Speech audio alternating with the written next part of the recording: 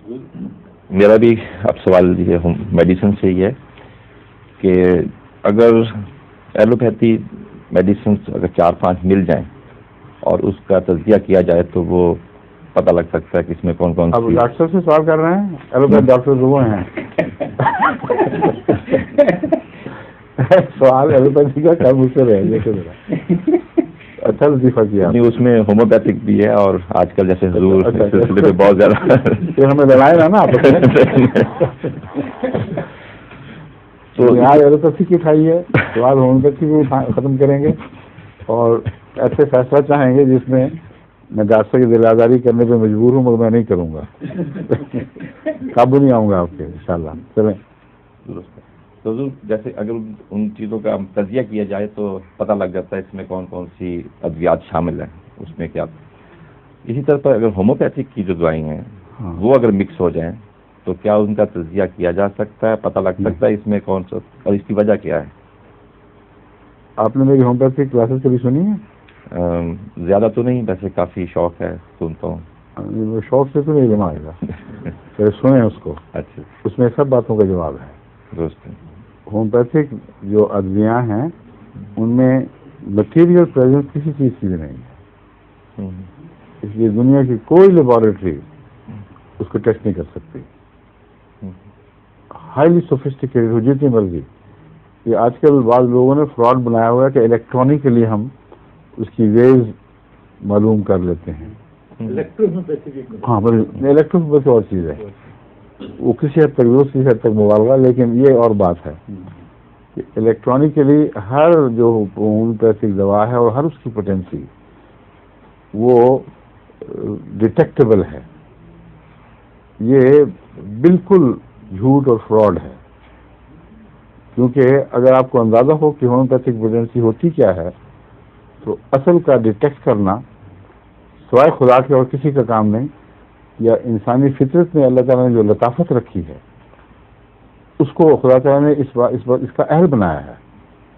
حقیقت ہے بہرحال کوئی، لیکن انسانی جو سائنسی آلات ہیں ان کے بس کی حقیقت نہیں. ایک قطرہ اگر آپ کائنات کے ایک طرف، کائنات سمندر ہو ساری، یعنی اس کے دو کناروں کے درمیان 18 بلین سال روشنی کے سال کا فاصلہ ہو، اس کے ایک کنارے پر ایک قطرہ ڈالیں اور کائنات کو گھما دیں، چکر دے دیں جو سب مل جائے. دوسرے کنارے سے ایک قطرہ نکالیں اور سائنسدان کو کہیں کہ ذرا ٹیسٹ کر کے بتاؤ اس میں کیا نکلا ہے.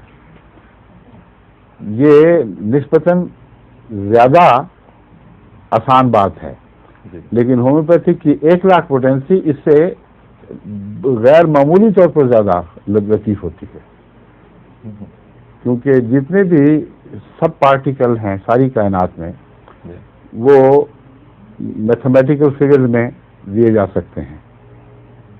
اس طرح کہ آپ کہہ دیں گے 10⁻⁴ اتنی بڑی فگر ہے 10⁻⁴ کہ سائنسدان سمجھتے ہیں کہ کیا بات کر رہے ہیں، وہ گویا کہ ساری کائنات کے تمام ذرے اس میں داخل کر لیے. اور جو ہومیوپیتھک پوٹینسی ہے وہ 10 نہیں 100⁻100,000.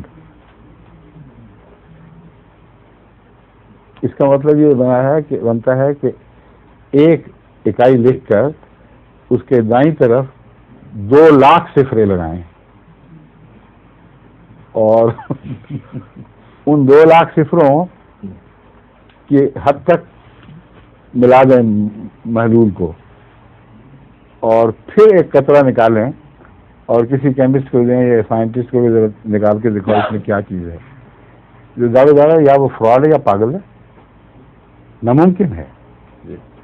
لیکن اس سے میں اپنے سب کو میں بتاتا رہا ہوں خدا تعالیٰ کی ہستی کا ایک عظیم ثبوت ہے ہومیوپیتھی.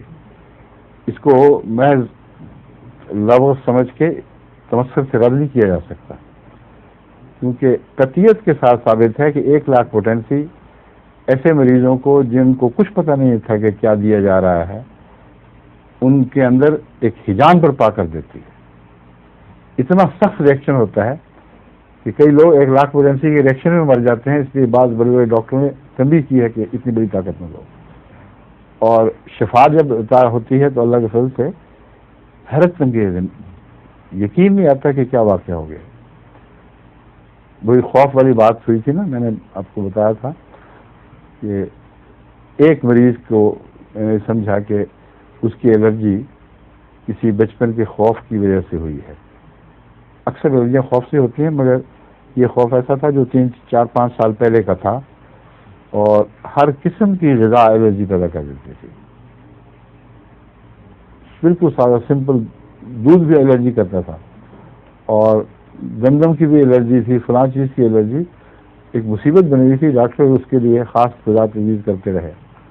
4 سال اس نے سارے علاج کرائے اور کوئی فائدہ نہیں. اس نے مجھے لکھا، میں نے اس کو 1 لاکھ میں ایکونائٹ دیا جو خوف کی سب سے بڑی دوا ہے، اور پہلی دفعہ تجربہ کیا تھا. کیونکہ ایکونائٹ کو کہتے ہیں شارٹ ایکٹنگ، چھوٹی سی فوری اثر والی دوا ہے، دیر ہو جائے تو پھر بیکار ہے.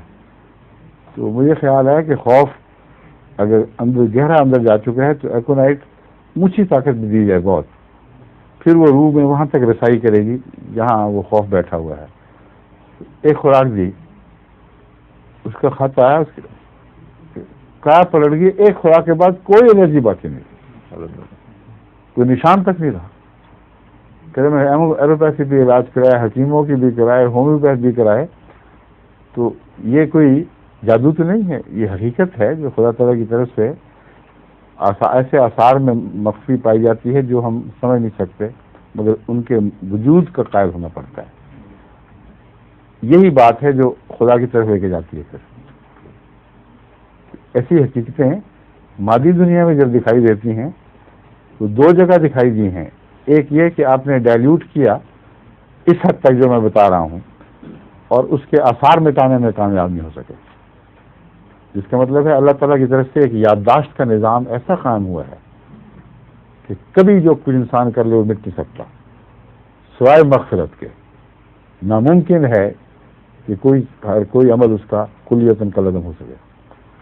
اور قیامت کے دن یہی وہ سوال کرے گا انسان کہ کیا ہو گیا میری جلد کو، میرے اعضاء کو، یہ میرے خلاف گواہیاں دے رہے ہیں. اگر یہ نظام نہ ہو تو خلاف گواہیاں کیسے دیں گے؟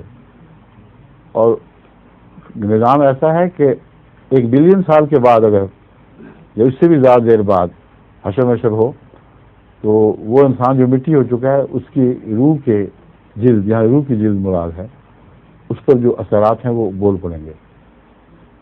یہ حیرت انگیز نظام ہے جو تمام توہمات کو دور کرنے والا اور اللہ تعالیٰ کی حقیقت کی طرف لے جانے والا. کاؤنٹر گواہی ہے، کاؤنٹر نہیں، تائیدی گواہی کہ جسم کے اندر شناخت کی طاقت. آپ بتائیں کیسے ممکن ہے؟ اور یہ تجربے ایلوپیتھک دنیا میں بھی ہو چکے ہیں. فرانس کے ایک نوبل لاریٹ نے ایک ہومیوپیتھ کے ساتھ مل کر یہ تجربے کیے، اور اس نے پھر جسم کے اندر رونما ہونے والے واقعات کی چھان بین کی. وہ حیران رہ گیا کہ جہاں اس نے کام کیا ہے وہاں اینٹی باڈیز پیدا کی ہیں خاص قسم کی، اور دوسرے تجربات اندر پیدا ہوئے ہیں. اب یہ بات بتائیں کہ یہ روح نے کس طرح پتہ کر لیا کون سی روح ہے، وہ چیز کیا ہے اندر جو اتنی باریک شناخت رکھتی ہے کہ مجھ پر ایک فیک حملہ ہوا ہے اور اس کا رخ یہ ہے، اس کے فیچرز یہ ہیں، وہ مجھے بتا رہا ہے کہ تم پر ایڈز کا حملہ ہونے والا ہے، اور ایڈز کے خلاف مجھے ہوش نہیں تھی. تو جسم کو حکم دیتی ہے روح ایڈز کے خلاف اٹھ کھڑے ہو، اور ایڈز موجود تھی جس میں پہلے پتہ نہیں تھا. یہ بیرونی CM کے حملے نے اس کو شفا دی. اب یہ میں نے الفضل کو تاکید کی تھی کہ اس کو ٹکسالی کے طور پر استعمال نہ کریں، مگر چند کیسز میں قطعی شواہد موجود ہیں کہ اس نے کام کیا ہے، اور کئی کیسز میں نہیں کیا. وہاں پھر مجھے دوسرے ذرائع استعمال کرنے پڑتے ہیں. لیکن 100% تو کسی مرض کا علاج ممکن ہی نہیں ہے، مگر وہ علاج جو بظاہر ناممکن ہوں ان میں 1 لاکھ طاقت ایک دفعہ نہیں एस्टेब्लिश तरीके पे 6 दफा साबित शुदा हकीकत के तौर पर काम कर चुकी हो तो फिर शक की कौन सी गुंजाइश रह जाती है। यहाँ हिंदुस्तान में मौजूद हैं 2 केसेस जिनको हॉस्पिटल में डिक्लेयर कर दिया था, बाकायदा एडमिट हुए, एक्टिव एड्स जो होती है ना, वो HIV पॉजिटिव नहीं बल्कि एड्स, वो ठीक ठाक दौड़े फिरते हैं, बच्चा भी हुआ वो भी नॉर्मल, और उसके अलावा उस औरत का खामोशी बच गया अल्लाह के फजल से, कोई तकलीफ नहीं हुई। अमेरिका में लॉस एंजलिस में एक छोटी का डॉक्टर गवाह इस बात का, एक हिंदू लड़के के मुतालिक उन्होंने मुझे इतला दी कि वो एड्स के आखिरी मरहले में जा चुका है, उसके बचने की कोई सूरत नहीं नजर आई, इसलिए डॉक्टरों ने उसको कहा कि अब तुम अपने वतन जाके मरना चाहते हो तो चले जाओ वहीं, और उसकी माँ उसको लेकर इंडिया जा रही है। तो अब मैंने सुना था प्रोग्राम में कि आपने जिक्र किया कोई, तो क्या मैं उसको ये दूं? मैंने कहा हाँ, उसको 1 लाख ताकत में सिलीशिया फौरन दे दें और फिर दुआ करते हैं, तवक्कुल रखें। उसके बाद 6 महीने इतला नहीं आई तो मैं घबरा गया, मैंने पूछा भी नहीं कि कोई बुरी खबर मिलेगी। 6 महीने के बाद उसका फोन आया बड़ा एक्साइटेड, कहते इंडिया चला गया था, कोई खबर नहीं आई इसलिए मैंने आपको बताया भी नहीं, वो हट्टा कट्टा होकर वापस आ गया है। मरने की बजाय जिस दिन उसने दवा खाई उसके बाद से पहले उसको मरी हुई ख्वाहिशें बेदार हो गई, भूख प्यास मांगने लगा कि मुझे कुछ पिलाओ, जूस दो, कोई चीज़ दो, और वापस चला गया। वहाँ इसने कोई इलाज नहीं किया, इसी एक दवा के वित्ते पे जो तब्दीलियाँ हुई वो बढ़ती रही यहाँ तक कि वो आके पूरा मजबूत नौजवान बन के वापस आ गया। तो ये मैं वो चंद मुशाहिदे कह रहा हूँ, मेरा प्रोफेशन तो नहीं है, मुझे कसरत से तो तजर्बा नहीं है इसका, लेकिन ये पता है कि जितने केसेस मैंने लिए थे उनमें इतनी तादाद ज़रूर है कि डॉक्टरी नुक्ता निगाह से उसका कोई हल नहीं था, नामुमकिन था। और ये 1 लाख वैकेंसी ट्यूनीशिया इस कायनात को आप अरबों कायनात में से ज़रब दे दें और फिर मिलाएं वो एक कतरा एक तरफ, फिर घोल के निकालें।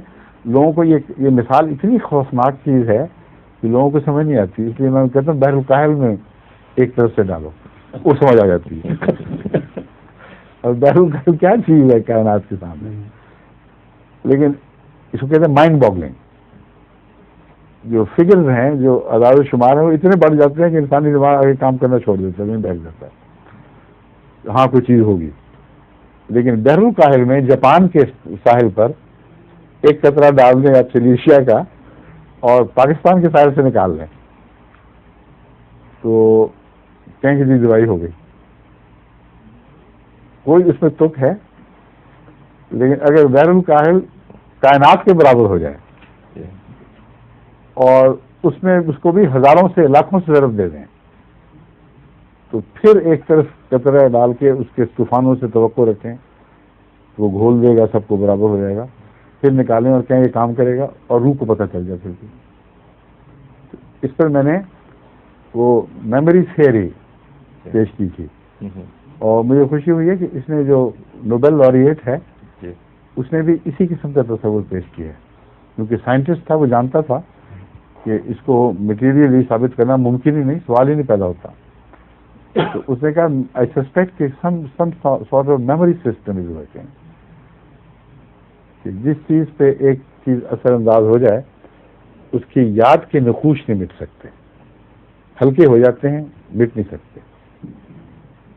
समझिए, तो ये है होम्योपैथिक जो मैं आपको अर्ज कर रहा हूँ कि खुदा ताला की हस्ती की तरफ रजाए बगैर रह नहीं सकता इंसान, ये होम्योपैथिक रजा के छोड़ेगी, क्योंकि 2 गवाहियाँ मुतबादिल बर वक्त एक दूसरे से मैच करने वाली, एक दूसरे से मुआफ़क़त रखने वाली, एक दवा है जो नामुमकिन है और तजू उसको शनाख्त भी कर लेती है और हर दफ़ा करती है। सही तशख़ीस हो तो 1 लाख में हो, सल्फर हो, सिलीशिया हो, कोई भी दवा हो, वो बता देती है अपने आप को। ठीक है, آپ نے حضور ابھی ارشاد فرمایا تھے چاند ایک نام. ہمارے جرمنی میں ایک دوست ہیں, وہ بھی غالباً 1 سال سے زیادہ مشینوں پہ رہے ہیں اسی طرح سے. آپ سے بھی دعائی دی اور دعا کی درخواست کی.